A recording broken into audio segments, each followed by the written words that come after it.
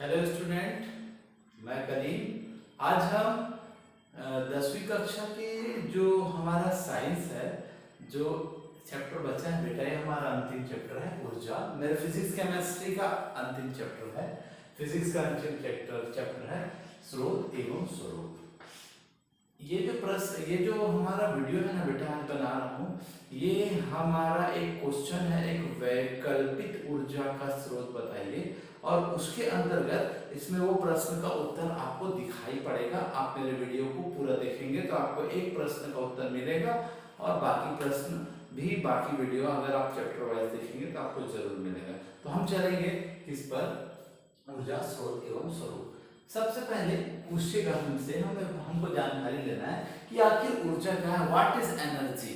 Energy क्या है? दैनिक जीवन में हम काम करते हैं, काम करने में हमारे में क्या होता है, हमें थकान महसूस होती है। इसका मतलब क्या होता है, कहीं ना कहीं काम करते हैं, काम करने में थकान महसूस होती है। अर्थात क्या हो रहा है बेटा, वो जो थकान महसूस हो रही है ना, वही ऊर्जा का व्यय है। तो कहीं ना कहीं क्या हो रहा है, ऊर्जा में कार्य छुपा हुआ है। थॉमस यंग ने, सबसे पहले थॉमस यंग ने 200 ईस्वी के अंतर्गत ऊर्जा शब्द का प्रयोग किया था, और उसने कहा था कि कार्य में ही क्या छुपी हुई है, ऊर्जा में कार्य शब्द छुपा हुआ है। अर्थात कार्य करने की जो क्षमता होती है उसे ही हम क्या कहते हैं बेटा, ऊर्जा कहते हैं। तो कार्य की क्या परिभाषा हुई, कार्य करने की क्षमता को ऊर्जा कहते हैं।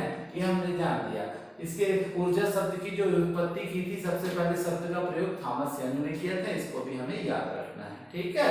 तो जो कार्य होता है उसमें क्या है, ऊर्जा छुपी हुई होती है। तो हम सबसे अच्छा एक परिभाषा देते हैं, कार्य करने की क्षमता को हम ऊर्जा कहते हैं। अब चलेंगे मनुष्य और ऊर्जा।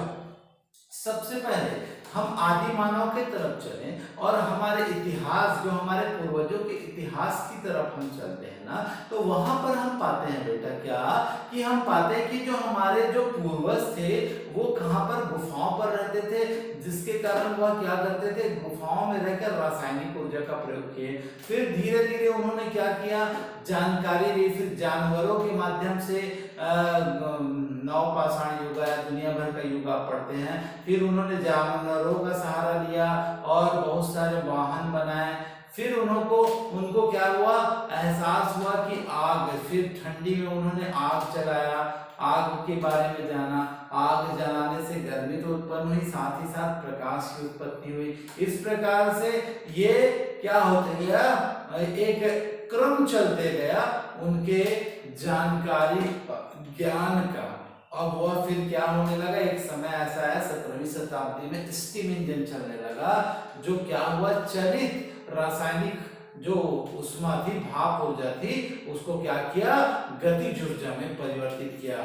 स्टीम इंजन का प्रयोग हुआ 1700 ईस्वी में। इसके बाद धीरे धीरे फिर क्या हुआ बेटा, इसके बाद रासायनिक जो पदार्थ है वो खोजा जाने लगा, और खोजे तो हमने पेट्रोलियम पदार्थों को पाया खनन के पश्चात, और उसको पेट्रोलियम पदार्थ को क्या किया गया, हम अपने पड़ोसी मुल्कों तक पहुंचाते गए, और जिसकी सहायता से पेट्रोल और डीजल आसानी से हम तक क्या होगा, पहुंचता गया। और 18वीं शताब्दी के अंत तक क्या हुआ, लगभग पेट्रोल और डीजल वाली गाड़ियां रासायनिक ऊर्जा को, जो गतिज ऊर्जा में उसे क्या कर रही है, न जलाकर क्या कर रही है, गतिज ऊर्जा में उन्हें परिवर्तित कर रही है। तो यांत्रिक ऊर्जा जो चलित होता है उसको यांत्रिक भी कह सकते हैं, या रासायनिक ऊर्जा को यांत्रिक ऊर्जा के रूप में परिणित कर दिया।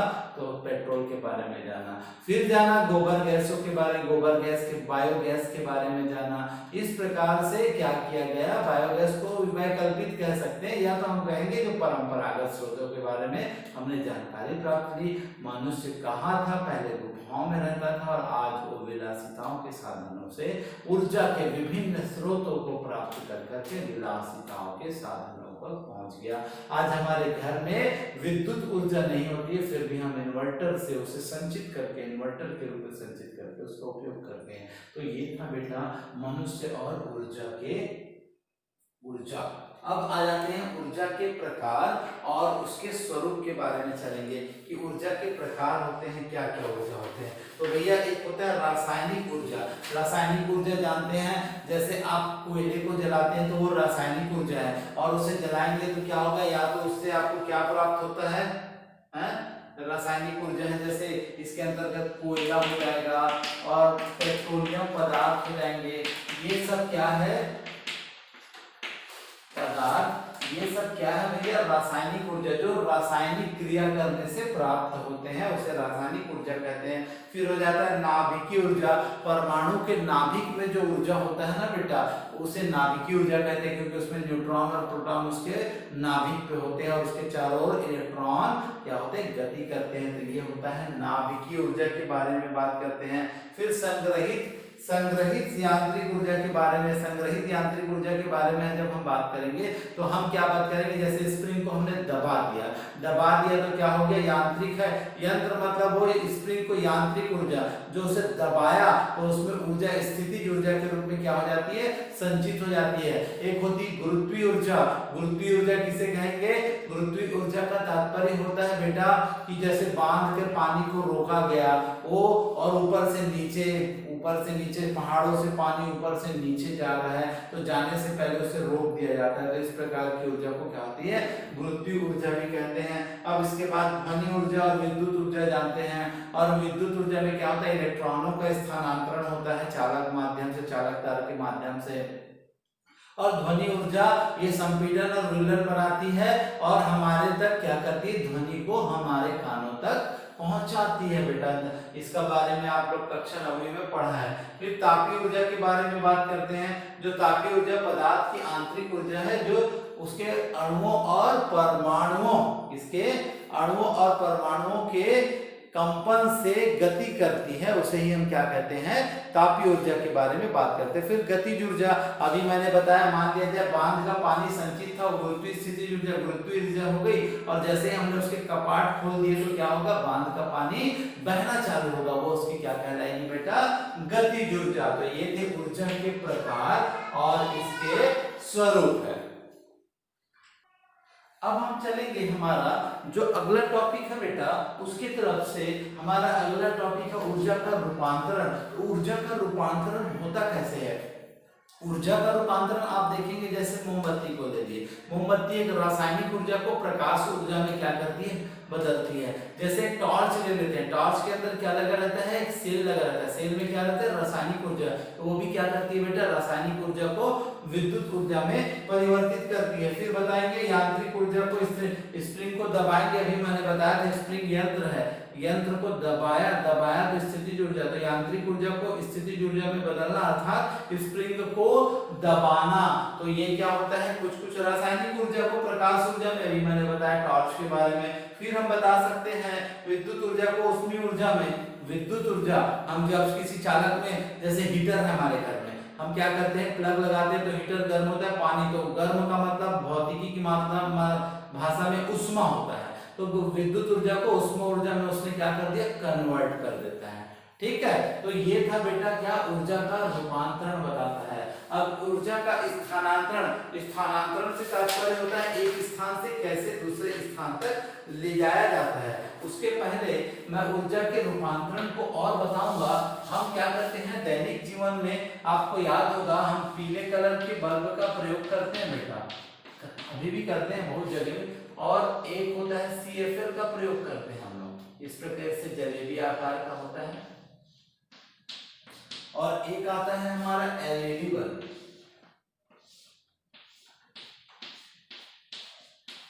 ठीक है, ये होता है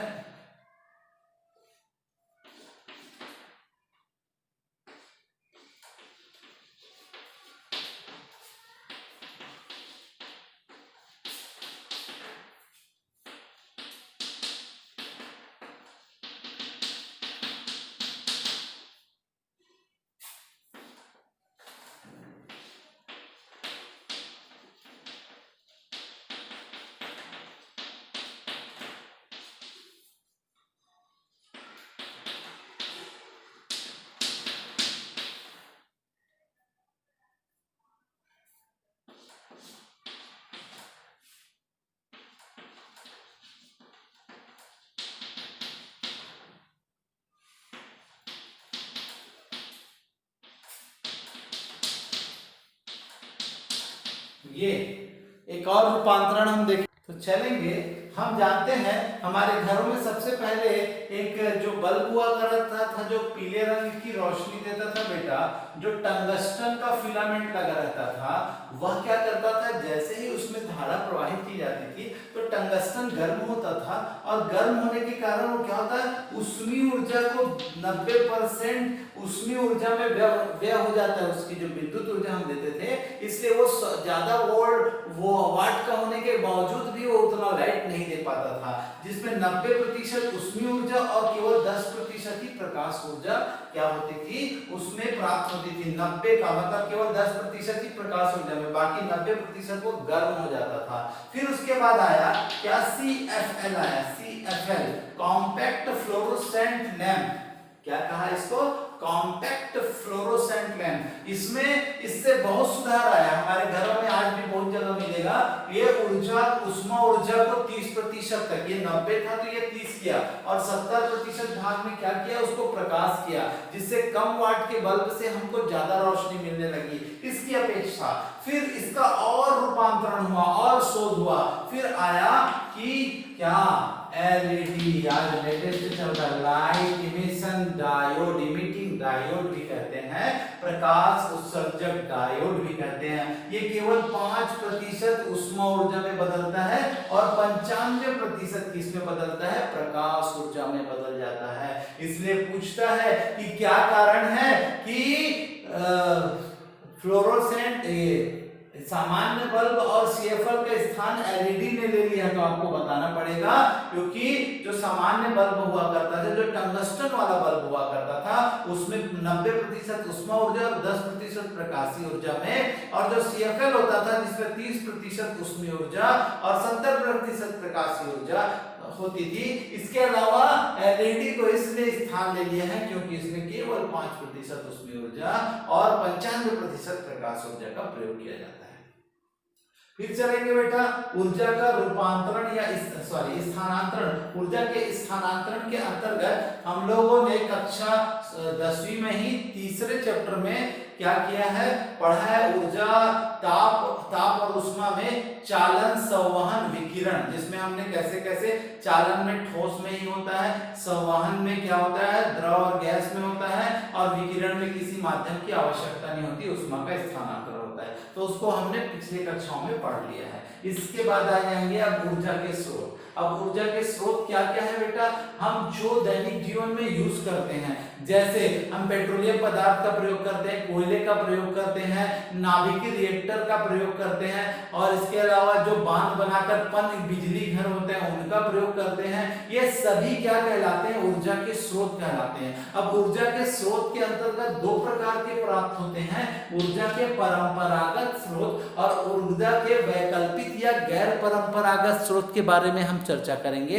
तो जो परंपरागत स्रोत होते हैं बेटा, जो हमारे धरातल पे हमारे पास जो उपस्थित हैं, जो हमेशा रहेंगे, वो ये स्रोत जो प्रकृति से प्राप्त होती है, जो हमारे पास एक निश्चित मात्रा में उपलब्ध है, वे स्रोत जो हमारे प्रकृति में निश्चित मात्रा में उपलब्ध होते हैं, उसे क्या कहते हैं, ऊर्जा के परंपरागत स्रोत या अनवीनीकृत स्रोत, परंपरागत या अनवीनीकृत स्रोत कहते हैं। इसके अलावा ऊर्जा के परंपरागत स्रोत क्या क्या है बेटा, जैसे ऊर्जा के जीवाश्म ईंधन। जीवाश्म ईंधन क्या होता है, हम जानते हैं कि भाई जब बहुत प्राकृतिक आपदाएं आती है तो सब पेड़ पौधे जीव जंतु सब क्या हो जाते हैं, वहां पर नष्ट हो जाते हैं, और नष्ट होने के पश्चात शैवाल रूपी क्या होते हैं, उसके कई सौ सालों बाद खनन के पश्चात या तो वहां पे शैवालों के माध्यम से अपरदन होता है, अगर शैवाल के प्रकार होते हैं उन पर निर्भर, परतदार अगर चट्टानें होती है तो वहां से रिस कर पेट्रोलियम पदार्थ निकलता है या कोयला निकलता है। इस प्रकार का जो प्रकृति में जो निश्चित मात्रा में प्राप्त होती है, ऐसी संसाधन को हम क्या कहते हैं, ऊर्जा के परंपरागत या अनवीनीकृत स्रोत, जिसमें आता है पहला क्या, जीवाश्म ईंधन। फिर दूसरा बात करते हैं हम जल विद्युत संयंत्र के बारे में बात करते हैं। ठीक है बेटा। जल विद्युत संयंत्र के अंतर्गत हम जानते हैं कि हम बांध बनाते हैं और बांध के पानी को क्या करते हैं, जैसे छोड़ा जाता है और छोड़ने के बाद वहां पर टरबाइन लगाया जाता है और टरबाइन लगाते हैं तो क्या होता है, वह पानी जब टरबाइन को घुमाता है तो यांत्रिक ऊर्जा को विद्युत ऊर्जा में क्या करता है, परिवर्तित कर देता है और वो भी क्या हो गया, ऊर्जा के परंपरागत स्रोत के अंतर्गत आ रहा है। फिर हम चलते हैं, हमारा नेक्स्ट होता है जो हमारा तीसरा है जैव मात्रा या बायोगैस के बारे में चले। बायोगैस के बारे में जानते हैं कि गोबर से क्या करते हैं, टैंक बनाया जाता है और उससे जो निकलने वाला जो गोबर, गायों के जो गोबर होते हैं, गाय भैंसों के, उनके जो गोबर होते हैं उनको एक टैंक में डाला जाता है। उससे जो गैस, अपशिष्ट पदार्थ से क्या होते हैं, गैस निकलती है जिसका उपयोग हम ईंधन के रूप में कहते हैं, उसे जैव मात्रा या बायोगैस कहते हैं। फिर हम आएंगे बेटा इसके बाद पवन ऊर्जा। पवन चक्की का प्रयोग किया जाता है। इस प्रकार से पवन चक्की का प्रयोग पहाड़ी इलाकों में किया जाता है और ये हवाओं से चलता है और हवाओं से चलने के कारण ये यांत्रिक ऊर्जा को विद्युत ऊर्जा में कन्वर्ट करता है। तो ये सब परंपरागत भी है और इसको हम क्या कर सकते हैं, नया रूप भी बता सकते हैं। फिर हम बताएंगे हमारा जो अगला है ऊर्जा के वैकल्पिक स्रोत। अब यही प्रश्न आया है आपका अभी असाइनमेंट में। असाइनमेंट में जो प्रश्न आया है ऊर्जा के वैकल्पिक स्रोत, इसकी पहले मैं परिभाषा बता देता हूं। ऊर्जा के वैकल्पिक स्रोत की परिभाषा, वे क्या किया जाता है, इसे नवीनीकृत संसाधन भी कहा जाता है। वे संसाधन जो क्या करते हैं, कुछ नया करने के, जो प्रकृति से प्रदत्त ऊर्जा के निश्चित संसाधनों के अलावा अन्य संसाधनों को क्या किया जाए, नए नए आयाम से क्या किया जा सके, नए नए खोजों से प्राप्त किया जा सके, ऐसे संसाधन को क्या कहते हैं, वैकल्पिक ऊर्जा के वैकल्पिक संसाधन, और या इसे कहते हैं नवीनीकृत संसाधन भी हम कहते हैं बेटा। ठीक है, इसलिए क्या करते हैं, जो हम ऊर्जा के स्रोतों को, हम नए नए स्रोतों को खोजने में जो लगे रहते हैं और जो नए खोजने के जो ऊर्जा के स्रोत खोजते हैं वैकल्पिक रूप में, वह क्या कहलाता है, हमारा ऊर्जा का वैकल्पिक संसाधन। जिसके अंतर्गत आप देखेंगे सोलर सेल के बारे में जानेंगे, सोलर कुकर के बारे में जानेंगे। ये सभी ऊर्जा के कौन से स्रोत दिखाई पड़ते हैं बेटा आपको, हमारे ऊर्जा के वैकल्पिक स्रोत दिखाई जाते हैं। सोलर कुकर के बारे में बताएंगे आपको। सोलर कुकर ये क्या करता है बेटा, एक इस प्रकार का एक कांच का बना हुआ एक पात्र, इस प्रकार से एक पात्र होता है, एक बॉक्स होता है जिसके अंदर ये देखिए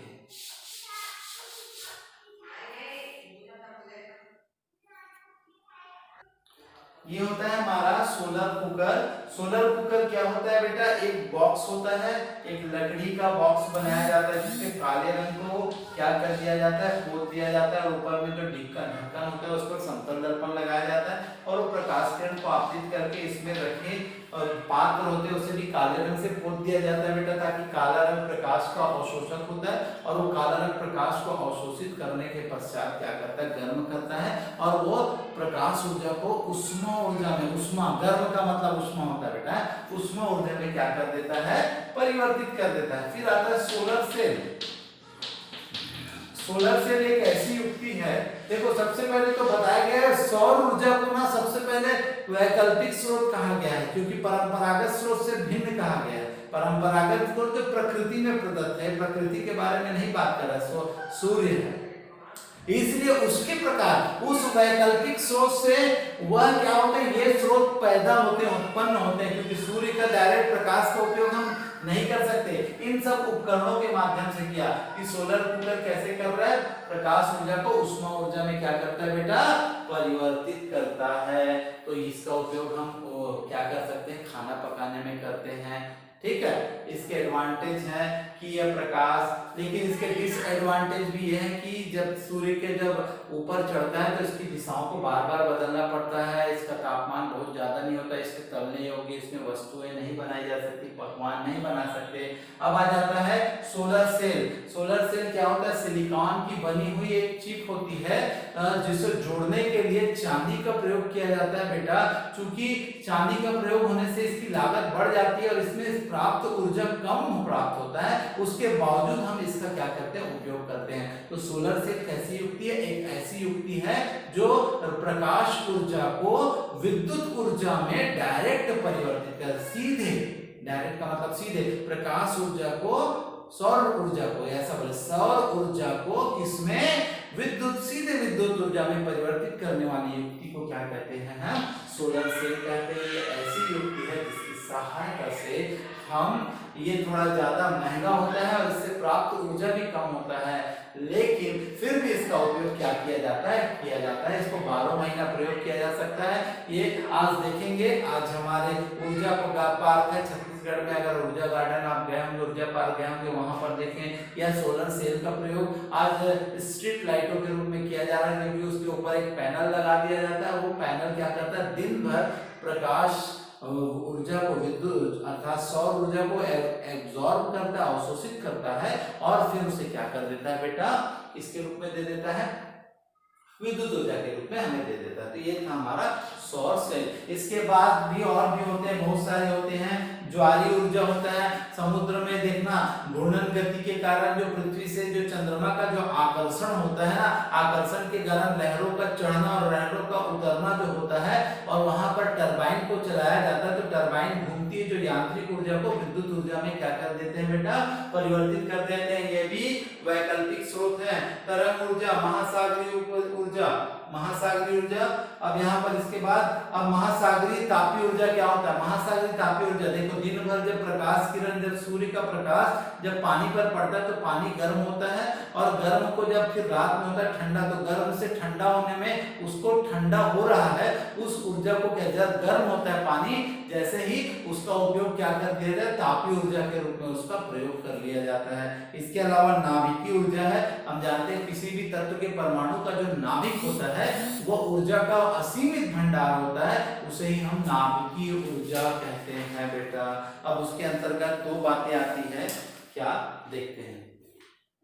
तो फिर से बात करेंगे, नाभिकीय ऊर्जा किसे कहते हैं। नाभिक क्या होता है, किसी परमाणु के नाभिक में क्या होता है, ऊर्जा का प्रोटॉन और न्यूट्रॉन होता है, जिसमें ऊर्जा के असीमित भंडार होते हैं। उस नाभिक के, परमाणु के नाभिक में जो ऊर्जा का असीमित भंडार होता है उसे क्या कहते हैं, नाभिकीय ऊर्जा। ये दो प्रकार के होते हैं। पहला होता है नाभिकीय विखंडन, जब बड़ा भारी परमाणु क्या होता है, दो छोटे छोटे परमाणुओं में विभक्त होता है, तो बहुत ज्यादा मात्रा में ऊर्जा निकलती है, जिसे हम क्या कहते हैं, नाभिकीय विखंडन कहते हैं। जब बड़ा नाभिक दो छोटे छोटे नाभिकों में समान आकृति वाले या छोटे छोटे आकृतियों में नाभिकों में विभक्त होता है, तो जिससे असीमित मात्रा में ऊर्जा निकलती है, इसे ही हम क्या कहते हैं, नाभिकीय विखंडन। इसके अंतर्गत आता है श्रृंखला अभिक्रिया बेटा।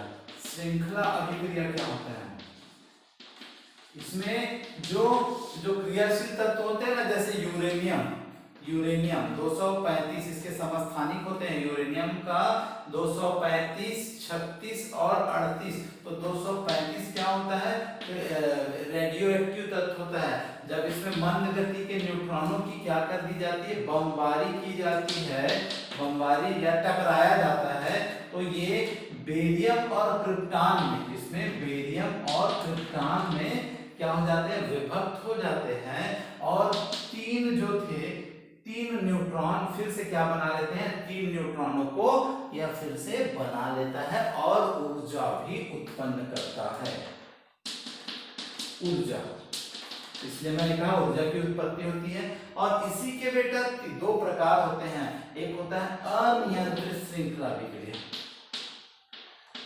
अनियंत्रित श्रृंखला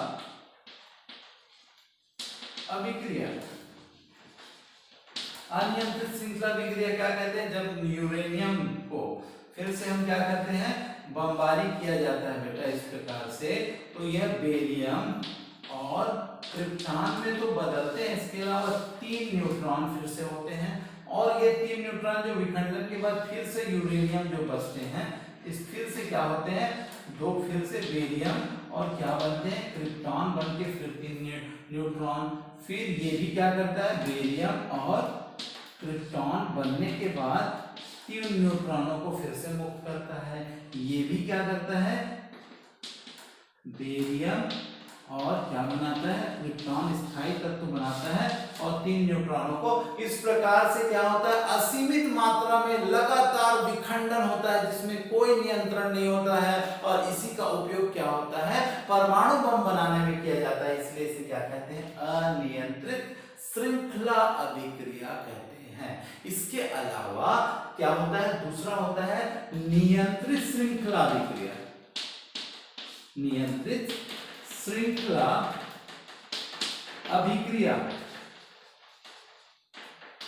नियंत्रित श्रृंखला अभिक्रिया, नियंत्रित श्रृंखला अभिक्रिया के अंतर्गत हम क्या जानते हैं, इसमें जो नियंत्रित होता है, जब मंद गति के न्यूट्रॉनों की जब बमबारी की जाती है तो इसमें से जो 2 न्यूट्रॉन होते हैं ना, उसे क्या कर दिया जाता है, डमी कर दिया जाता है, उसमें कैडमियम की छड़ लगा दी जाती है, कैडमियम की छड़ की जाता है, जो 3 न्यूट्रॉन नगर रहते हैं तो 2 न्यूट्रॉनों को क्या कर लेता है, कैडमियम अवशोषित कर लेता है, और एक जो न्यूट्रॉन रहता है फिर से टकराता है, फिर 2 न्यूट्रॉन, और जैसे जैसे 2-2 3-3 न्यूट्रॉन निकलते हैं ना, तो 2-2 न्यूट्रॉनों को अवशोषित कर लेता है, और अवशोषित करने के पश्चात क्या करता है बेटा, केवल रेखीय विस्फोट करता है, और जो बाकी के 2 क्या होते हैं, जो 2 न्यूट्रॉन निकाले जाते हैं ना, उसका उपयोग क्या किया जाता है, ईंधन में जो घातक कणों होते हैं उसको क्षयित होता है, उन अपशिष्ट को उपयोग नहीं करके उनका क्या किया जाता है, उनको डमी करके हटा दिया जाता है,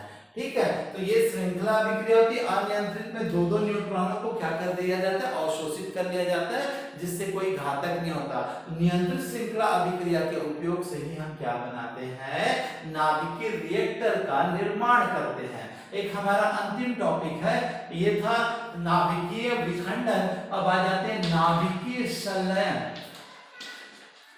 संलयन, संलयन का मतलब जुड़ना, ठीक है, संलयन का मतलब जुड़ना होता है, जब 2 छोटे छोटे हल्के परमाणु मिलकर एक बड़े परमाणु का निर्माण करते हैं जिसमें अधिक मात्रा में ऊर्जा मुक्त होती है, उसे हम क्या कहते हैं बेटा, इसे क्या कहते हैं, नाभिकीय संलयन कहते हैं। हमारा जो अगला टॉपिक है और अंतिम टॉपिक है क्रेडा। क्रेडा होता क्या है? क्रेडा छत्तीसगढ़ राज्य अक्षय ऊर्जा विकास प्राधिकरण का संक्षिप्त नाम है। ये इंग्लिश में है क्रेडा, छत्तीसगढ़ राज्य क्या अक्षय ऊर्जा विकास प्राधिकरण का संक्षिप्त रूप है। यह छत्तीसगढ़ शासन के ऊर्जा का एक भाग है, उपक्रम है, ठीक है जी। ये इसका क्या क्या उद्देश्य होता है बेटा?